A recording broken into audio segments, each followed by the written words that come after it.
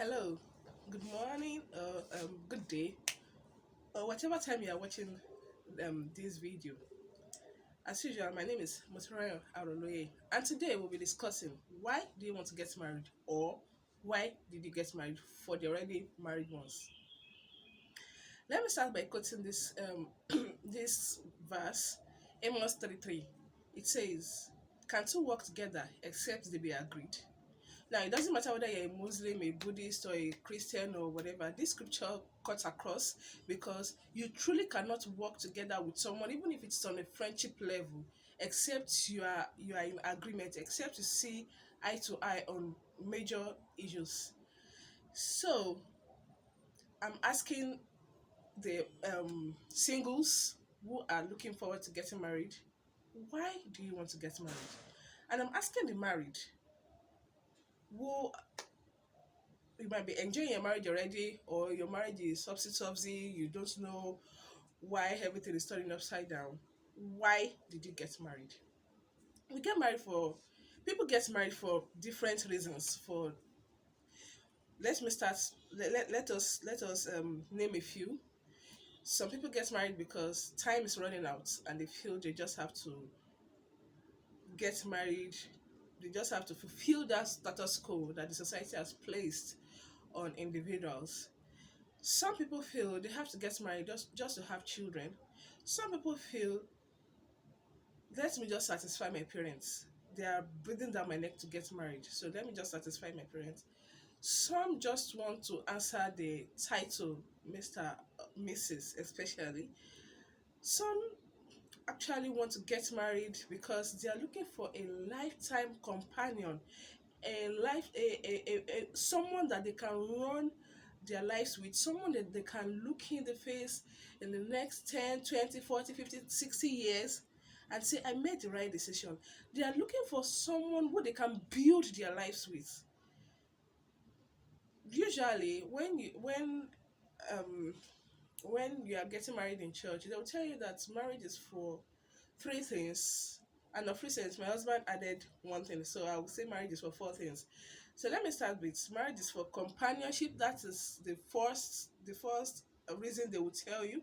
Marriage is for procreation, for sex. That's the second. Then marriage is for procreation. So, and my husband added, if you're a Christian, marriage is for showing the world the relationship of Christ with the church. You know, okay, let me not go deep into scriptures, but if you read your scriptures very well, the in Ephesians, Christ, God likened the marriage of husband and wife to the relationship between Christ and the church. Anyway, that being said, of course there are a lot more other reasons. There's another reason for the men especially. They just want someone that would continue cleaning after them, continue taking care of them, continue from where their mother stopped. Some men were not domesticated at all. They don't know how to do chores. They don't know how to clean after themselves. They don't know how to take care of themselves. They can't even boil water, it will burn. So, having said all that, let me ask again, why did you get married? Now, if you are a single person looking forward to getting married, I would implore that you get married to someone who has the same ideology as you are. If you are a lady looking forward to getting married just because you want to have children, please look for a guy that has the same ideology. He just wants to have children too. So when there is no emotional when there's no emotional activity in the marriage, none of you feel defrauded. So that it won't be improper fraction, a mismatch where someone is expecting, I married for my emotional needs, I married for companionship, and then the other party actually married for having children. There'll be a mismatch because when this other person, especially if it is the lady that married because of children, when she's done having her children, or when she starts having her children, you just realize that the husband is left in the cold. he has a home, but then, or he lives in a house, he has a family, but then does not have a home. Do you get what I'm saying? A man that is not um emotionally adequately taken care of would actually feel that he is left in the cold. And there are a lot of men like that who have been complaining. Now let me tell you, normally it is just normal for a woman after she has given birth that the attention of that woman would be diverted to the baby. Even the attention of the man will be diverted to the baby, but it gets to a point where the attention of the man gets detached because he needs the affection of his wife. And now they start saying that my wife does not have time for me, she's so all over the baby, she does not have time for me, and all and all.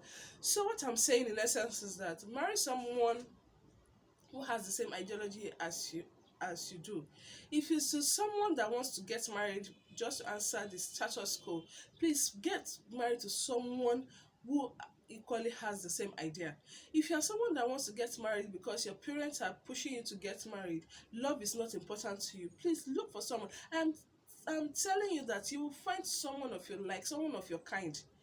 There are so many people in this universe, too many people for you not to find someone of your kind. Don't go and marry someone that does not have the same ideas with you. You are bringing trouble for yourself. You are digging a hole for yourself.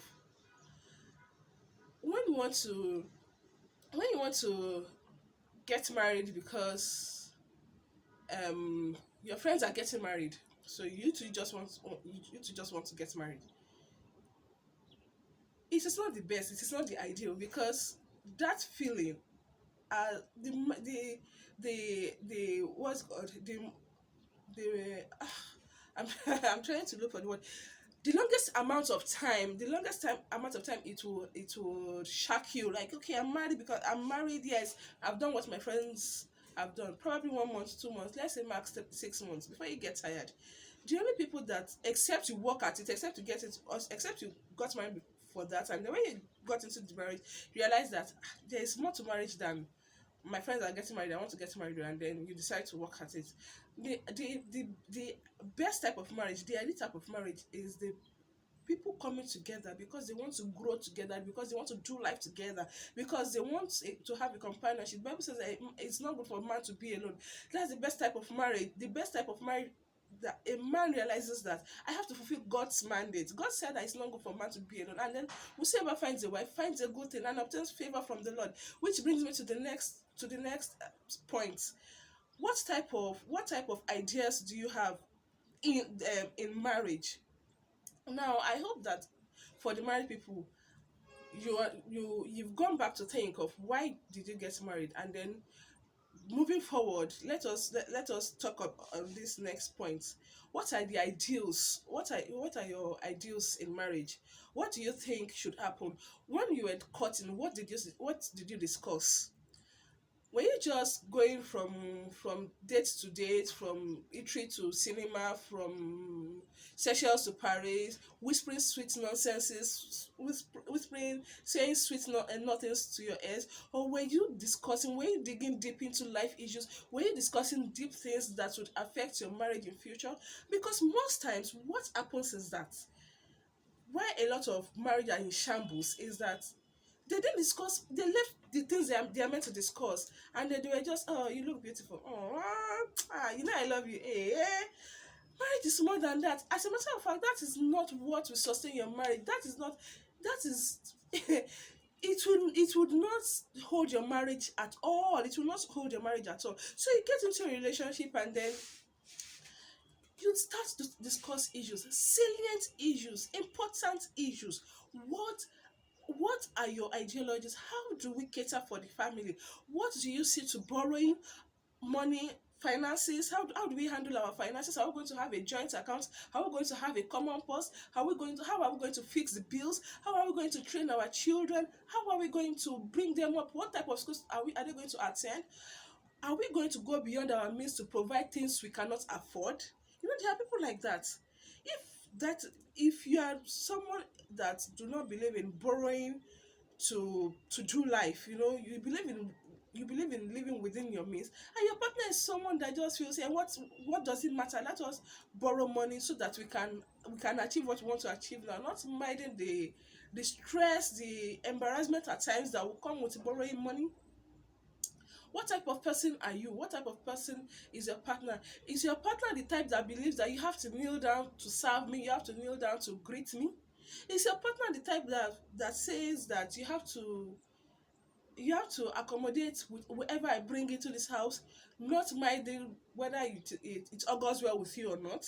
Is your partner the type of person that would talk you down, or that would tell you that when it comes to myself and my friends, I don't want to see you there? Is your partner the type of person that believes in partying, or or the type of person that believes we can do whatever we want to do at home as long as we have us to each other, as long as you are there, I'm there, our children are there, we can make our home lively?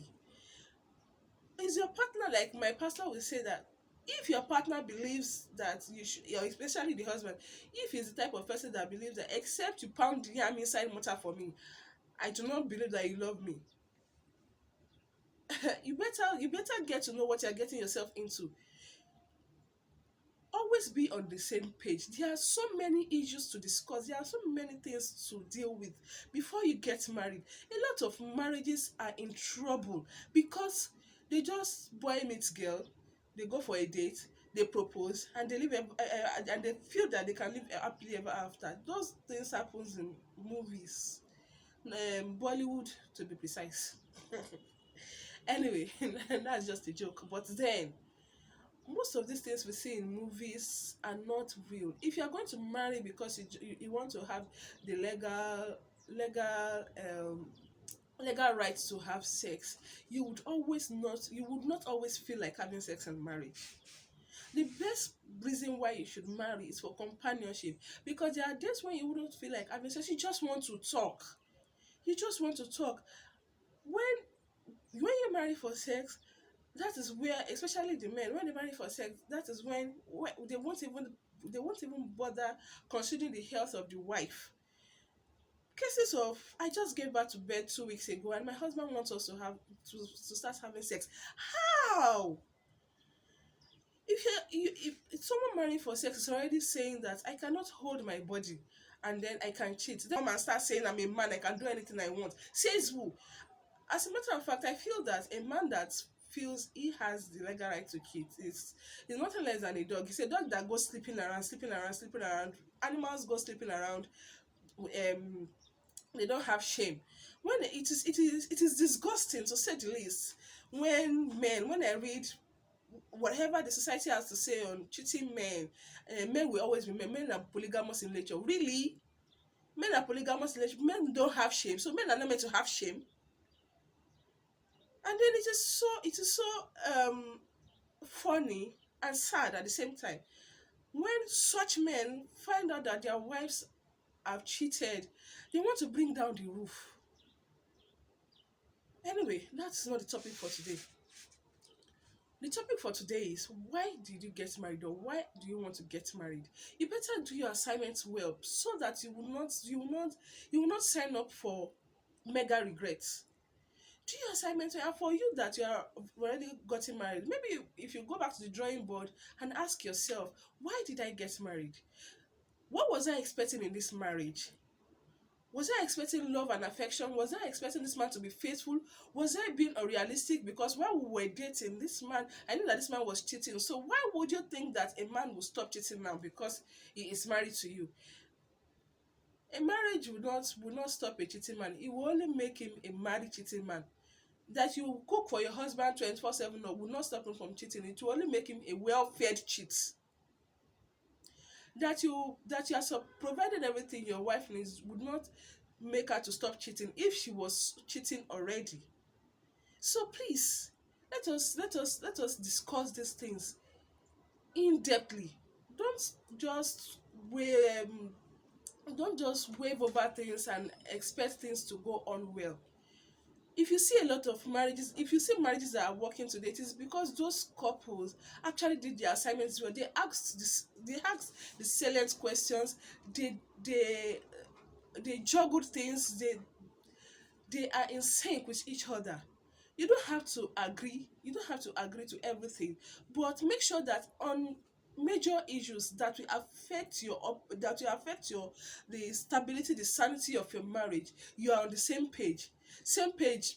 Issues like how do we handle in-laws, how do we handle friends, how do we handle children, how do we handle um how do we handle finances, serious issue, how do you handle finances. Then talk about age. A lot of issues are happening now because the this age that I just mentioned now is actually very, very vast. So let me start with, can you marry someone who, as a guy, can you marry someone who is older than you? If yes, by how old? If no, always know that that is one of the things you will mention, you would ask first when you are trying to woo a lady. Not even let it go deep into I love you, yes. You already cite the lady. There are some questions you should ask first. Ask for the age, ask for the genotype. If you're a Christian, some things will not matter to you if you know who you are in Christ.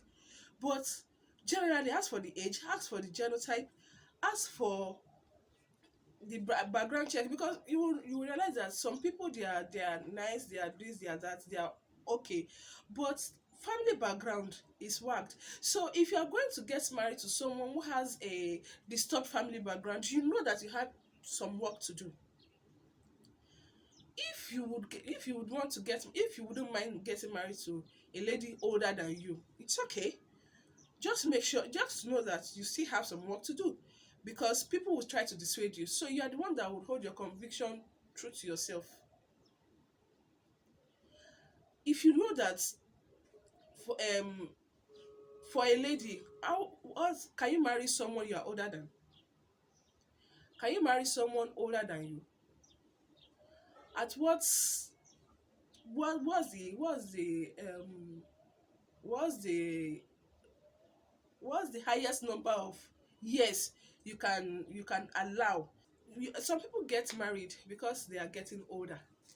Hey, how will I do it? Oh, my age mates, they have gotten married, they have done this, and so you just say yes to any Tom, Dick, and Harry that comes your way.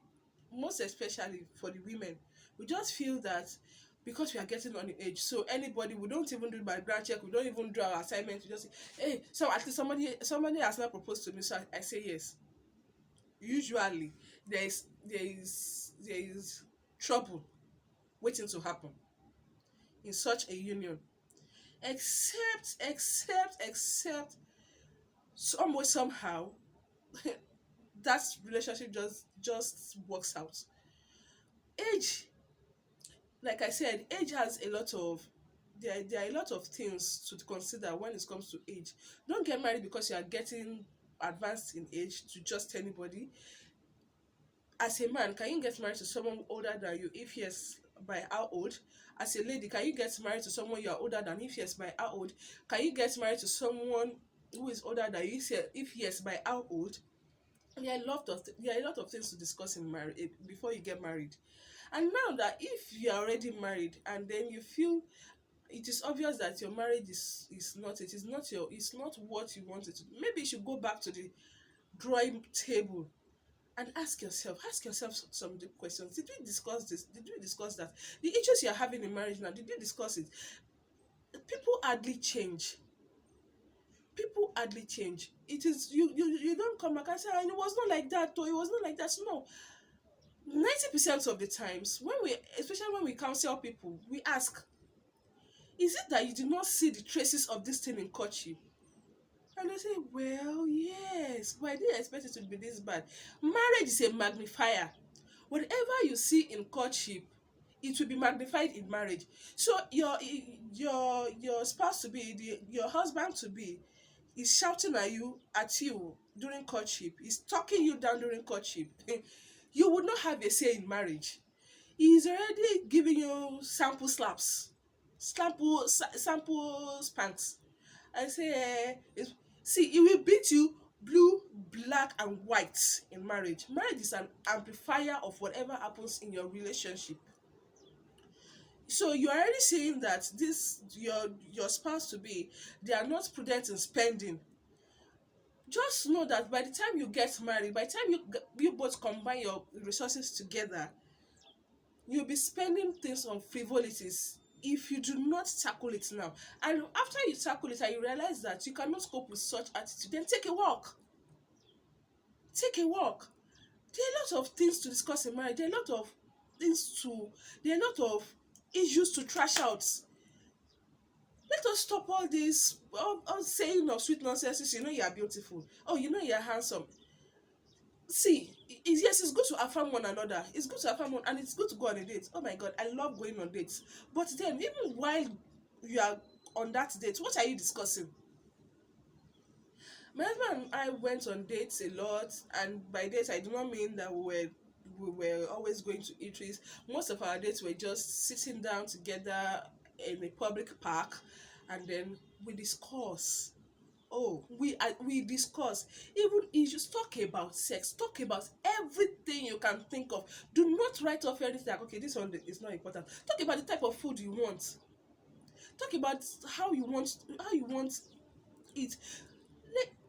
Discuss things so that you know that you're on the same page. Marriage is doable, marriage is workable. You are meant to enjoy your marriage, not to endure your marriage. You can only enjoy your marriage if you do your work well, if you do your assignment well. Stop running a cat race. You know, you can enjoy your marriage, and then the thing is, the truth of the matter is that you have to endure a lot of things in marriage.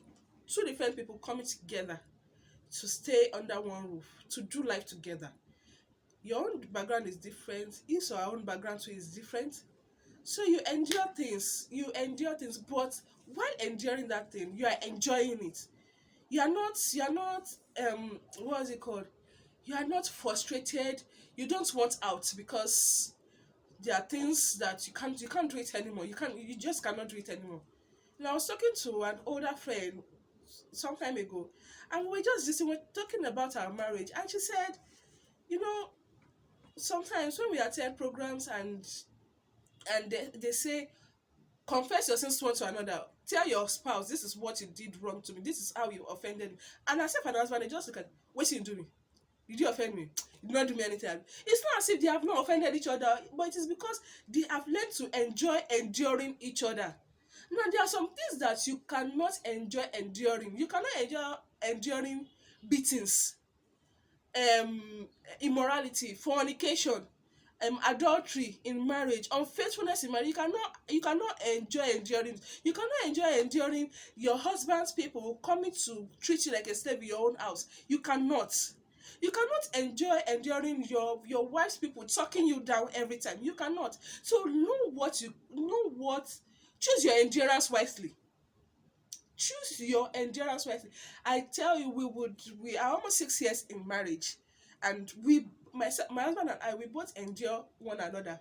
There are things I still shout about. Ah, no, don't do this now, don't do this now. But I will not, because of that, in my wildest dream, even in my sleep, I cannot, because of that, walk out of my marriage. As a matter of fact, I will not walk out of my marriage for any reason, because we've done our assignments well, and we have discussed to to a foreseeable future point that if so so so and so happens, would you walk away? We've discussed, that's what, discuss so many things. I mean, discuss, discuss, and discuss. Don't just go about, hey, I want to carry out your bill. A lot of people, they get so carried away with the euphoria of getting married, getting ready for the wedding, and they don't prepare for the marriage, and so they get into the marriage, and the marriage becomes a shocker. Discuss things. Discuss. You can enjoy your marriage. Like I said, you shouldn't endure your marriage, but then there are some things you would endure in marriage, and you will enjoy enduring it. You are not a perfect human being. Your husband or your wife is not a perfect human being. So by the time you realize that, okay, this one I can cope with it, that one I can cope with it, fine. And what we can cope with differs from human being to human being, from person to person. So know what works for you, know what you want, know how, have a picture of how do I want my home to look like, how do I want how do I want to see myself in the next 5 years, 10 years. Then have goals in bits. What do we want to achieve in 5 years time? What do we want to achieve in 10 years time? Like that. All this will make you know if you are getting married to someone who has the same vision with you or not. And it will make you know whether to stay in the relationship to work out marriage, or to carry your kaya, carry your shoes and run. Till I come your way next time. I'm Motrayo Aroloye. Thanks for listening.